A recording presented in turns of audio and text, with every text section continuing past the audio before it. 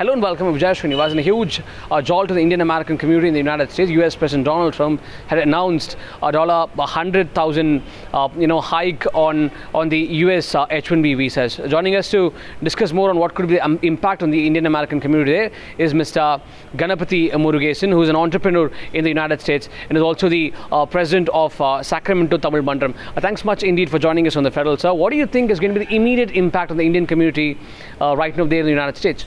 I think if you are asking about the immediate impact, it is fear, right? So end of the day, this has been a proclamation that, they say there is an implementation date of September 21, but in terms of the legality and whether this is an enforceable stuff and whether somebody is going to oppose it and get a court order against that, we don't know. Time will tell. But in reality, the impact immediately is fear. And people that are sitting on the wall, right, ready to file a H1, ready to, extend their stay, has gone outside the country and trying to get back into the U.S. There is a huge impact in the sense that the proclamation says that, you have to have proof of having paid about $100,000 from your employer before you can let them enter the country, right? So that's impacting person that's outside the country who is on a legal H1, which is valid still, right? And then for somebody that's waiting to file a new H1, after September 21st, they say you got to file it with an extra $100,000 fee, which I don't think many employers would be able to afford. And on top of it, if you can think about some of the bigger employers, they would want to also weigh in whether this is a worthy investment in a temporary foreign worker, right? No matter how important their task is, right? So there's a lot of weighing in that's going to happen, and since it's kind of like fresh out of the press news, we have to wait and see for what exactly happens. But it's a game changer. If it goes into effect and if this is going to be enforced, this will change the game in a very big way. The American dream is still very much evident in the Indian society right now, right? So even today. But do you think that Indian students now have to be sort of rethinking whether they have to go to America or now look out for newer geographies for higher studies and all that? So the American dream will always be there, and as a person that's been part of that American dream, I can see a student wanting to go to America, wanting to get a degree from a school in America, top school or whatever, right? And establishing a career there.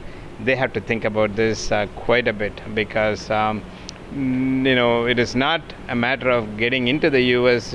to get the degree. It is what do you want to do after that degree, right? If you want to stay back in the U.S., this will have a very big impact. And I'll tell you what the current students are facing, right? Whether this is in the news or not, the trend has been, if you're a student, you would have gotten a lot more jobs a year or two back.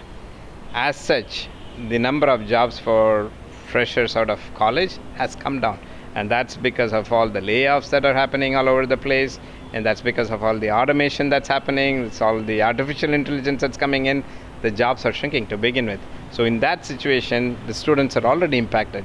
And now throwing this into that curve, it's kind of like shutting the door, because finding an employment with the employer that's willing to pay $100,000 a year until you become a permanent resident, that's a huge ask. And if you are a student thinking about going to get a degree from US, you gotta, be really sure. Unless you want to get that degree, come back, bring that knowledge back to your home country, and do something on your own, right? So, right. Yeah.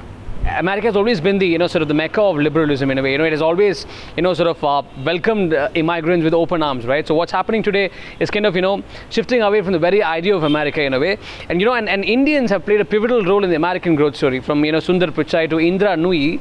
They've contributed a lot to the American economy there. You think this particular move is going to be counterproductive for the very idea of America and for the American economy? Obviously it is, right? So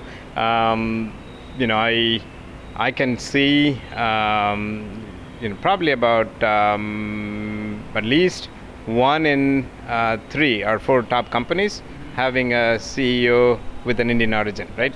And every one of these companies is hiring Indian students or Indian employees in a very big way. If you look at the number of percentage of the visas that get approved a year, it's 70%. It's not a small difference between the multiple countries.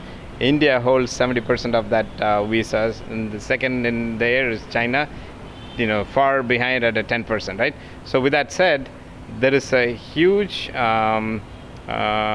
dependence on staying competitive in this fast advancing technical world, or advancements that's happening around the world. For America to be staying up there, there is a big dependence. And your question of the American ideology of come and you get taken care of is in question, right? And if this has to go into effect, there has to be some additional reforms that could potentially happen, right? So if the goal is for punishing employers that are paying low wages and taking away jobs from qualified Americans, if that's the goal, then it'll help solve that. But then if what it will not solve is bringing in the fresh ideas, the talent that's coming from leading institutions from Indian students. If you want to stay on the competitive edge there has to be a different reform that needs to happen. Maybe this has to have a waiver for somebody that has a extremely specialized skill, maybe somebody with a PhD, maybe somebody with specific measurable things that they can bring to the table. If you don't have waivers on those, then our reforms in those areas, then I think you're shutting down the door on getting ideas from outside the US, right? And that brain drain is a brain drain from the US. Even though you're getting brains from outside the country, this will have a brain drain effect because you're not going to have that supply of students. Okay, one last question there. If you look at the first quarter earnings of the Indian IT companies, which has got a significant exposure to the United States in terms of clientele, you see the earnings results have been tepid. It's not too great. Even the outlook wasn't too great. So you see a further impact on that. What do you think is the outlook for the techies working in India, in the Indian IT majors? So the impact that we are seeing, what you referred to, is not coming from this, right? It's already an impact, and there is less and less of work coming our way because a lot of automation happening, a lot of jobs are being taken away from artificial intelligence. So that's a different thing, right? But now with this, it could have potentially a positive impact, right?